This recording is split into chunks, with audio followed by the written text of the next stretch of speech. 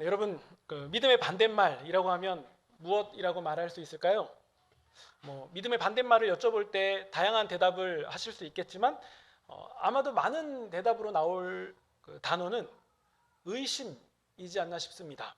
그러니까 믿는다는 건 동시에 의심하지 않는다라는 뜻이 되기도 하거든요. 그러니까 예수님도 이렇게 말씀하셨습니다. 내가 진실로 너희에게 이르노니 누구든지 이 산더러 들리어서 바다에 던져지라 하면서 그 말하는 것이 이루어질 줄로 믿고 또 마음에 의심하지 않으면 그대로 되리라 라고 말씀하셨거든요.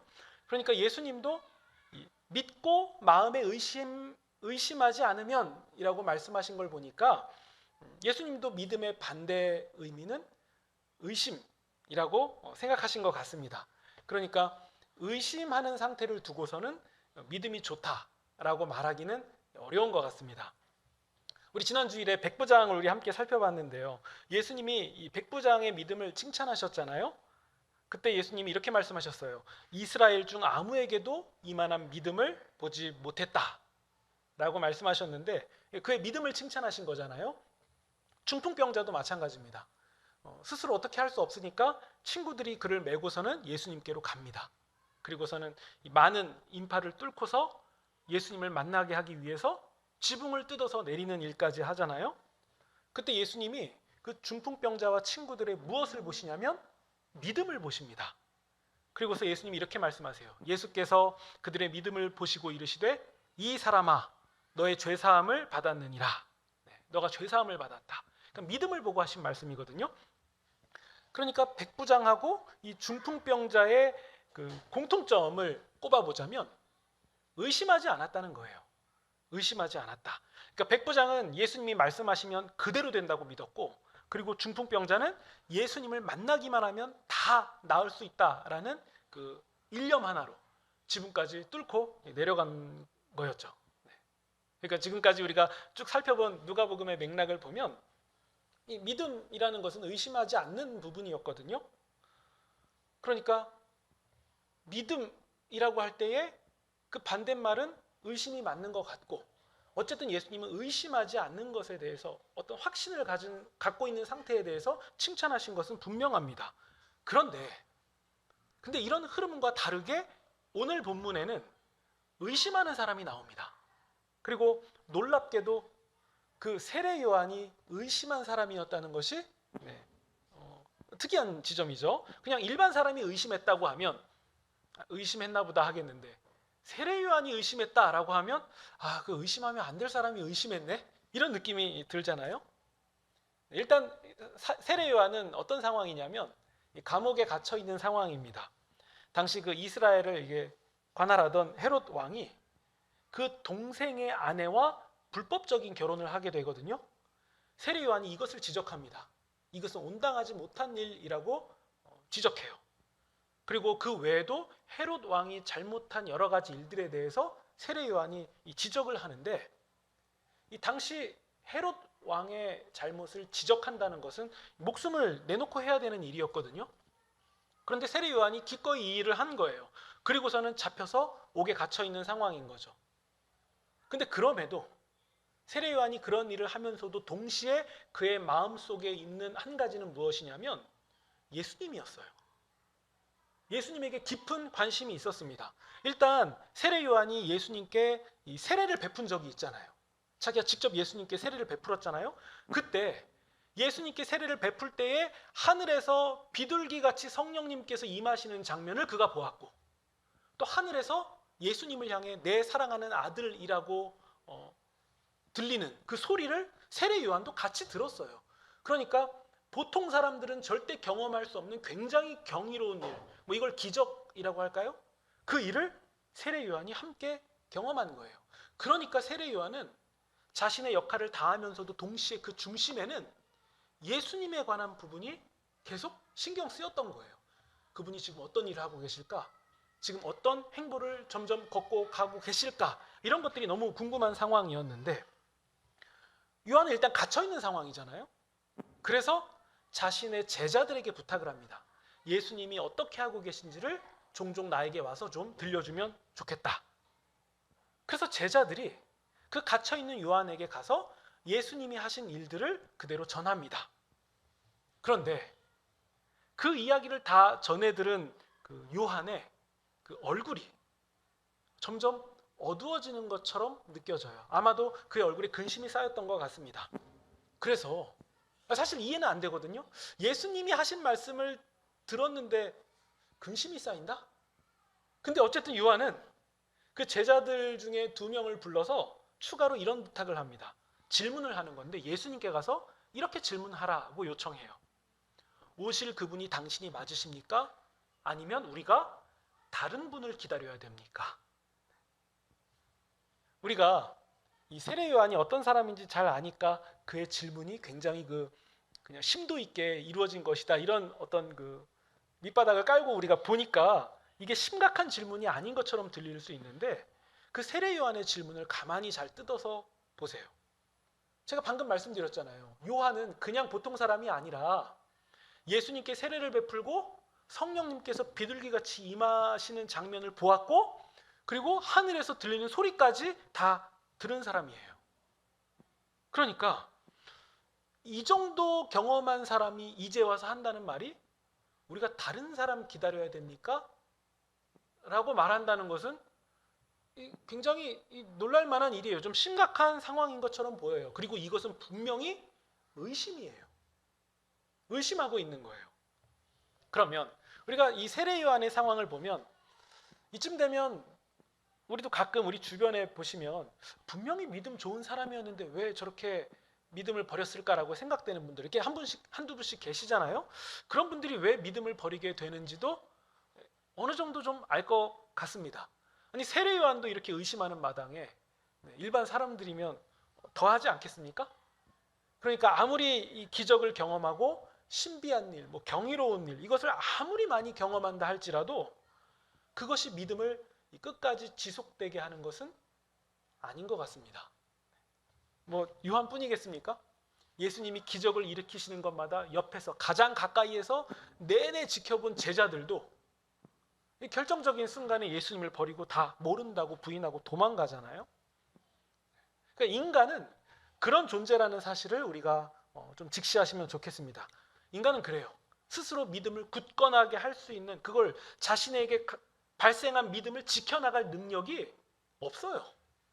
인간은 없습니다. 철저하게 초월자께서 완전하신 분께서 우리에게 개입하셔서 그 믿음이 믿음되도록 붙들어 주시는 방식이 아니라면 우리는 믿음을 지킬 능력이 없습니다.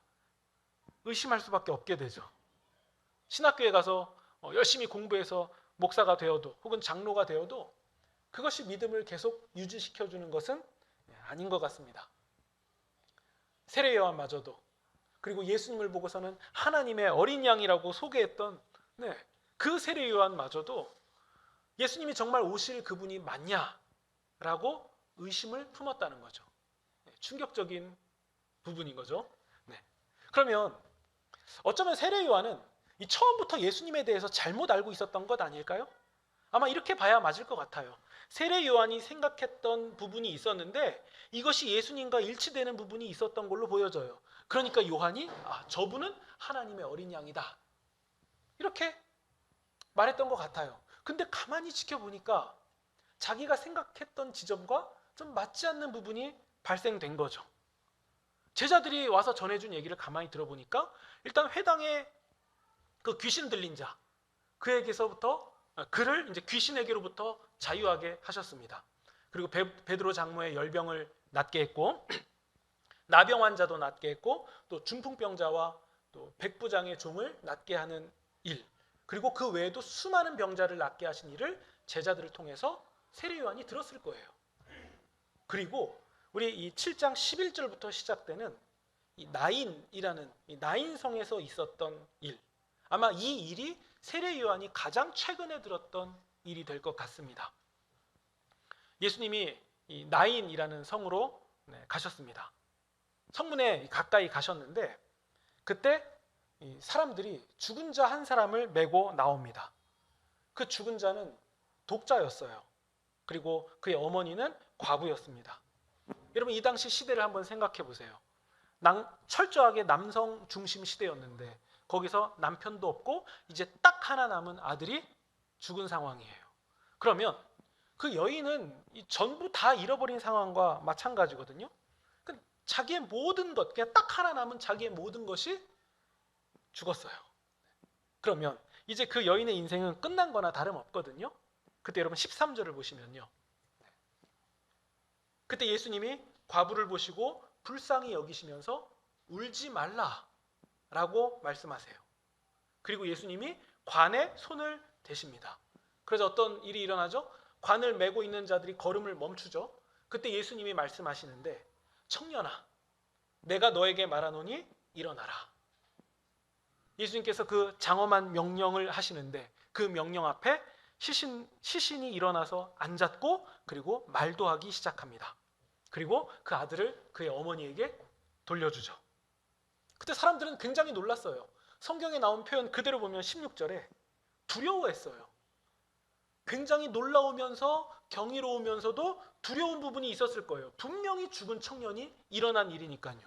누가 봐도 놀라운 일, 또 두려운 일 아니었겠습니까? 그런데 이런 일까지도 다 전해들은 세례 요한이 의심을 하고 있었다는 거예요. 의심을 하고 있었다. 그러니까 여러분 18절 보시면 요한의 제자들이 알린 이 모든 일이라는 것은 나인성의 과부의 아들 일도 포함된 거예요. 근데 이 이야기를 듣고 의심했죠. 근데 여러분 이 의심을 가만히 보면 그냥 우리가 생각하는 의심하고 조금 종류가 다르다는 느낌이 듭니다. 어떤 거냐면요. 지금 세례 요한이 의심하고 있는 이 의심은 그 나인성 과부의 일 그거 사기야. 그냥 잠깐 기절해서 누워 있었던 거 갑자기 벌떡 일어난 거야. 그거 사기야. 이런 식의 의심이 아니라는 거예요. 여러분 우리가 대체로 의심이라고 하면 기적을 부인하는 거잖아요. 그거 눈속임이야. 뭐 마술쇼 같은 거야. 그런 거 아니야 라고 말하는 그런 의심 아닙니까? 근데 세례 요한이 하고 있는 의심의 지점은 좀 많이 다릅니다. 나인성 과부의 아들이 살아나지 않았다는 의심이 아니에요. 그리고 수많은 병자들이 고침을 받은 일도 그거 아니라고 부인하는 그런 의심이 아니에요. 다 눈속임이라고 말하는 그런 의심이 아니라는 거예요.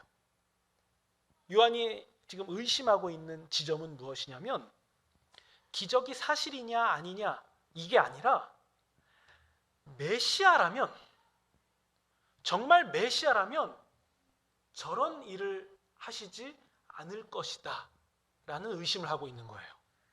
저 예수님이 메시아라면 정말 하나님이 보내신 그 궁극적으로 오실 구원자시라면 저 일을 하고 계시면 안 되는데 라는 지점을 의심하고 있었다는 거예요. 왜냐하면 요한의 말에서 우리가 알 수 있어요. 우리 누가복음 3장에 보시면 세례 요한의 사역이 나오거든요. 그때 요한이 이런 말을 합니다. 독사의 자식들아 회개에 합당한 열매를 맺어라. 하나님은 지금 이렇게 발에 밟혀서 굴러다니는 이런 돌들을 가지고도 아브라함의 자손이 되게 하실 수 있는 분이다. 그러니까 좋은 열매를 맺지 않는 자들은 다 찍혀서 불에 던져질 거다.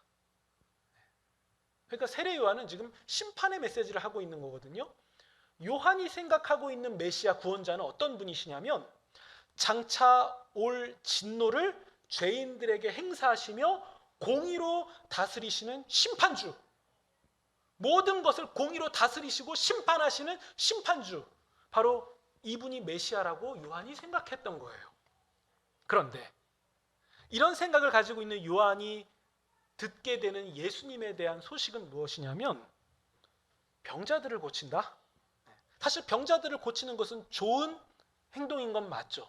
근데 메시아의 사역과는 거리가 떨어져 보인다는 거예요. 심판하셔야 되는데. 그리고 더 납득이 안 되는 지점은 무엇이냐면 우리 나인성 과부의 아들 사건, 거기서 시신에 손을 댄다는 거예요. 관에 손을 댄다는 거죠. 여러분 우리 유대 정결법에 의하면 시신에 손을 대면 그건 부정한 일이 되는 거잖아요. 그리고 나병 환자 같은 병자들에게 손을 대는 것도 부정한 일이잖아요. 근데 예수님은 너무 과감하게 그들에게 손을 대세요. 심지어 그 관에 손을 댔다는 거. 그것은 지금 정결하기 위해서 메뚜기와 석청을 먹으며 낙타 털옷을 입고 광야에서 사람들과 동떨어져서 지내는 그런 보수적인 입장의 세례 요한이 볼 때에는 이게 불편한 요소예요. 저렇게 하면 안 되는데, 메시아시라면 정말 정결하고 거룩한 그 상태 그 자체셔야만 하는데 왜 저런 일들을 서슴없이 하실까? 그러니까 요한이 자꾸 의문이 드는 거예요. 그리고 또 예수님이 만나는 사람들을 가만히 보면 죄인들이에요. 병자들이에요. 심지어 죄인 중에 죄인으로 꼽히는 세리를 향해서 나를 따르라라고 말씀하세요. 그러니까 아니 왜 세리 같은 사람들에게 심판의 메시지를 쏟지 않으시고 왜 나를 따르라고 하실까? 왜 그들하고 식탁 교제를 하실까? 왜 그들과 교제를 나누실까? 어쩌면 이분이 아니라 우리가 다른 분을 기다려야 되는 거 아닐까? 이런 생각이 이제 세례 요한에게 점점 짙어지는 거예요.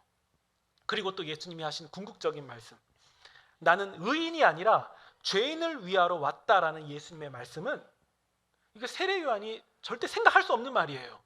죄인을 위하러 오신 게 아니라 죄인을 심판하셔야 되고 의인을 잘했다고 칭찬하셔야 되는 거 아닌가? 이렇게 생각할 수 있는 세례 요한의 입장에서는 이게 정말 혼란스러운 거예요. 그래서 제자들을 보내서 당신 맞으시냐고 질문을 하고 싶었던 거죠. 그러면 여러분, 이 세례 요한이 품고 있던 의심의 정체는 분명해집니다.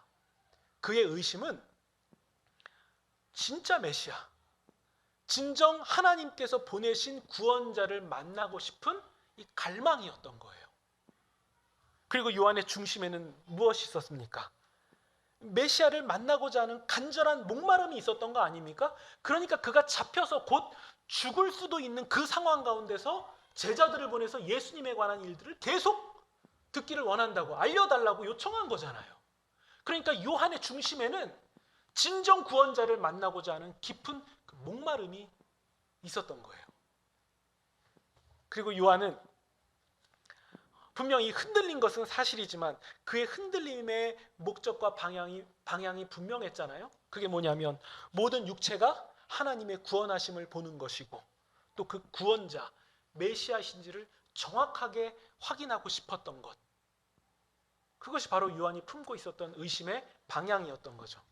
그럼 여러분, 이제 다시 한번 여러분께 여쭤볼게요. 이런 의심은 믿음입니까? 아닙니까? 믿음 같지 않습니까? 하나님께서 정말 보내신 그 구원자를 만나고자 하는 갈망, 그래서 자기가 갖고 있는 모든 지식을 가지고 예수님을 바라봤지만, 물론 부족했지만, 많이 흔들렸지만, 그럼에도 불구하고 하나님께서 보내신 그 메시아, 그 구원자를 간절히 만나고자 하는 그 열망은 여러분 믿음 아닙니까? 그러니까 그것은 의심이 아니라 믿음이라고 말할 수 있는 거예요. 여러분, 우리가 요한복음 나눌 때 이것과 비슷한 부분을 확인하지 않았습니까? 도마가 그랬어요. 내가 못자국과 창자국에 손을 넣어보지 않고서는 믿지 않겠다. 근데 여러분, 이 말은 예수님에 대해서 다 부정하고 의심하고 관두려고 하는 그런 태도가 아니라 예수님을 향한 갈망이잖아요. 사랑이었잖아요. 아직 예수님을 향해 남아있는 온기 아니었습니까? 그래서 예수님이 나타나셔서 정말 손을 넣어보라고 말씀하셨을 때 그는 넣어보지 않고 바로 그 자리에서 나의 주님, 나의 하나님이라고 고백하지 않았습니까? 그게 요한복음의 절정의 고백이지 않았습니까? 예수님은 나의 주님이고 나의 하나님이시다. 예수님을 하나님이라고 고백한 고백이 된 거예요. 그러니까 여러분, 그 중심에 하나님의 구원과 또 진정한 구원자를 보기 위함, 그 중심에 그것이 들어있었다면 그 흔들림은 믿음이에요. 그 의심은 믿음이라는 거죠. 믿음의 몸부림이었던 거죠. 그럼 여러분, 우리가 예수님이 이어서 하시는 대답도 잘 이해가 될 것 같습니다. 보통 예수님은 의심하는 자들에게 이렇게 말씀하셨어요. 그러니까 예를 들면 무리를 걸어오라고 예수님이 말씀하셨을 때 베드로가 그 말을 듣고 무리를 걷다가 바람과 바다를 보고 무서워서 의심하게 되잖아요. 그래서 예수님이 믿음이 작은 자야 왜 의심하였냐? 라고 말씀하세요. 그리고 아까 설교 처음에 말씀드렸던 것처럼 믿고 의심하지 말라라고 말씀하시면서 이 산더러 들려서 저 바다에 던져져라 라고 한다면, 의심하지 않는다면 그대로 된다 라고 말씀하셨잖아요. 믿음과 의심을 정반대로 말씀하셨잖아요. 그런데 예수님이 세례 요한의 의심에는 그런 맥락으로 대답하지 않으시고 따뜻함과 격려의 의미를 담아서 대답을 해주십니다. 우리 확인해 보겠습니다. 21절입니다. 지금 다른 분을 기다려야 하냐고 요한의 제자들이 질문하던 그때에 21절, 예수님이 질병과 또 고통과 악기 들린 자를 많이 고치시고 많은 맹인을 보게 하십니다. 그리고 22절, 예수님이 대답하여 이르시되 너희가 가서 보고 들은 것을 요한에게 알리되 맹인이 보며 못 걷는 사람이 걸으며 나병 환자가 깨끗함을 받으며 귀먹은 사람이 들으며 죽은 자가 살아나며 가난한 자에게 복음이 전파된다 하라. 이게 예수님의 대답이었는데, 예수님이 하신 이 말씀은 이사야 선지자의 말씀의 인용이에요. 그러니까 즉 이 말씀인 거죠. 이사야 선지자가 예언했던 그 메시아가 바로 나다. 너가 의아해했던 그 부분을 이사야 선지자의 말씀과 한번 같이 봐라. 이사야 선지자가 예언했던 그 메시아가 바로 나다 라고 예수님이 지금 친절하게 말씀하고 계신 거예요. 그러면서 23절, 누구든지 나로 말미암아 실족하지 아니하는 자는 복이 있도다 하시니라. 여러분, 이 말씀, 예수님께서 하신 이 말씀, 도마도 비슷한 말씀을 들은 적이 있지 않습니까? 의심하는 도마가 나의 주님, 나의 하나님이라고 말씀했을 때, 그때 예수님이 이렇게 말씀하십니다. 나를 본고로 믿느냐, 보지 않고 믿는 자들은 복되도다 라고 하면서 똑같이 복을 말씀하셨습니다. 그리고 예수님이 이어서 27절입니다. 말라기 선지자를 통해서 예언한 너의 앞에 보낼 내 사자, 그러니까 오리라 할 그 사람, 예수님 하나님께서 예비하신 그 사람이 바로 세례 요한이라는 사실을 말씀해 주시면서 28절, 세례 요한은 여자가 낳은 자 중에서 가장 큰 자다 라고 말씀해 주십니다. 이 굉장한 칭찬 아닙니까? 여자가 낳은 자 중에 가장 큰 자다. 여러분, 이 말씀은 세례 요한이 그동안 해왔던 모든 사역이 옳았다라는 예수님의 선언인 것이고, 또 동시에 요한이 품고 있는 그 의심, 정확하게 말하면 그 갈망을 주께서 귀하게 여겨주신 것입니다.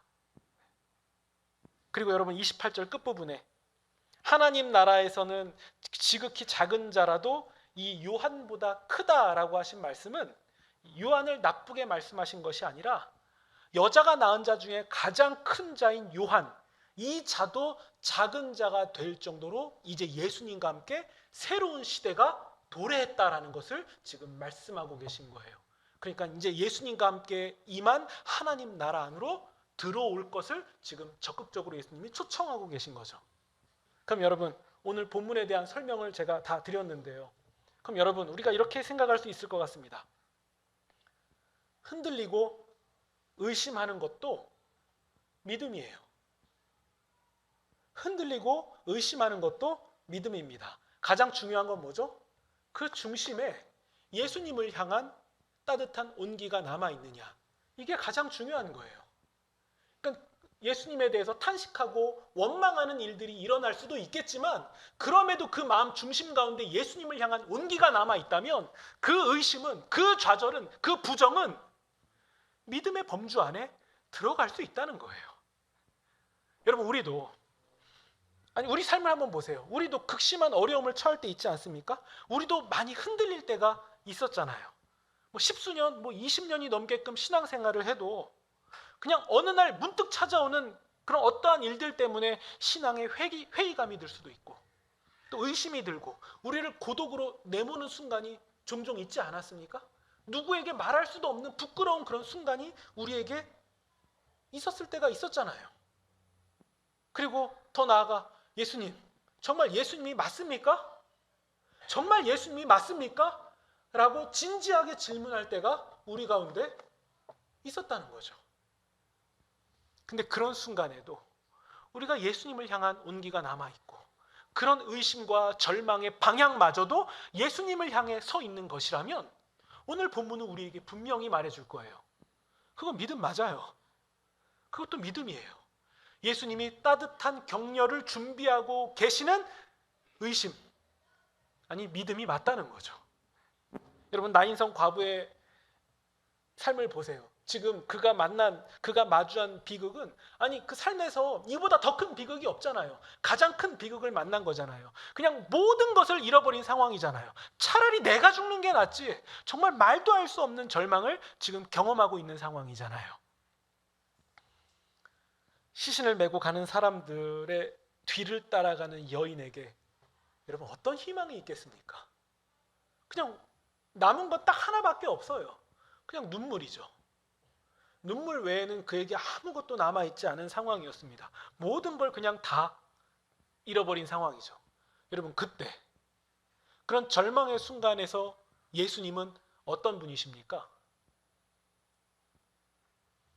그 여인의 비극과 처참한 절망에 손을 대시는 분이에요. 그분이 예수님입니다.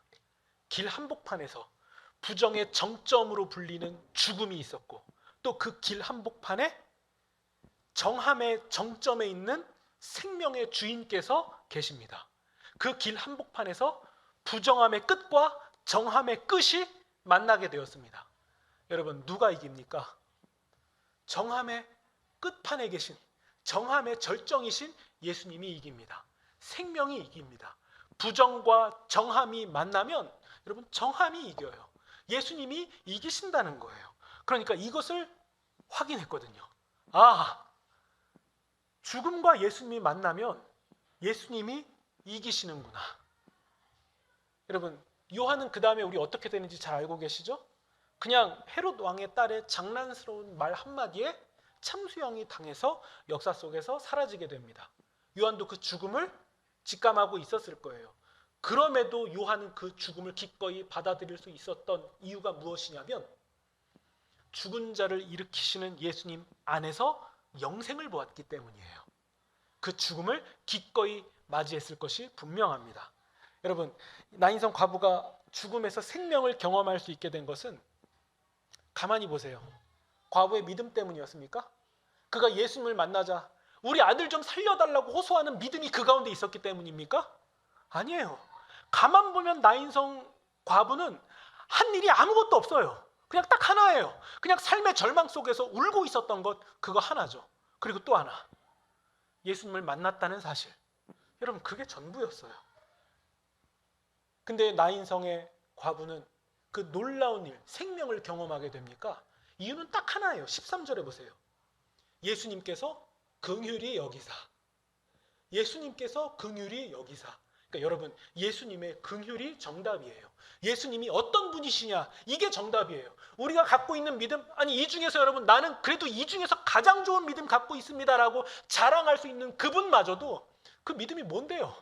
예수님 앞에서 얼마나 내세울 수 있는 부분이 되겠습니까? 아무것도 아니에요.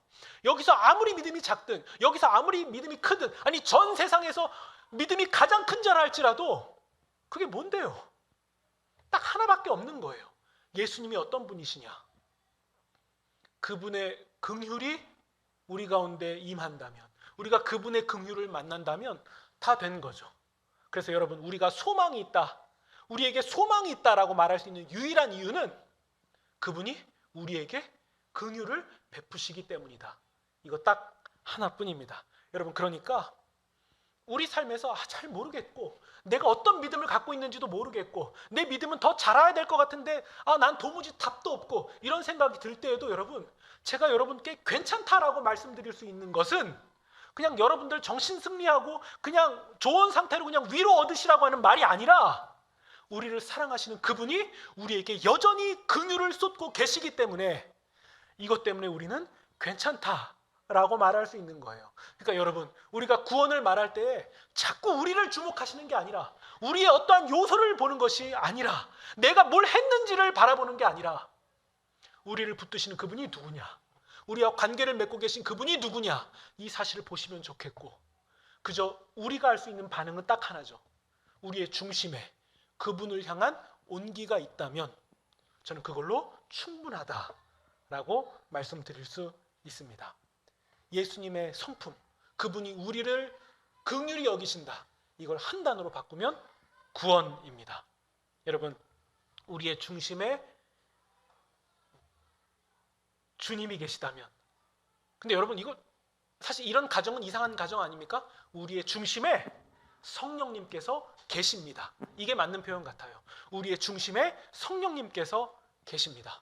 우리가 그 성령님이 우리의 모든 것 되시기에 흔들리는 우리, 아니 흔들릴 대로 완전히 흔들려서 꺾여져 버린 우리에게도 소망이 있다는 사실을 우리가 분명히 확인하시면 좋겠고, 바로 이것이 평화요 평온이다, 평안이다 라고 고백하는 그런 인생이 되시기를 우리 구주 예수님의 이름으로 축원드립니다.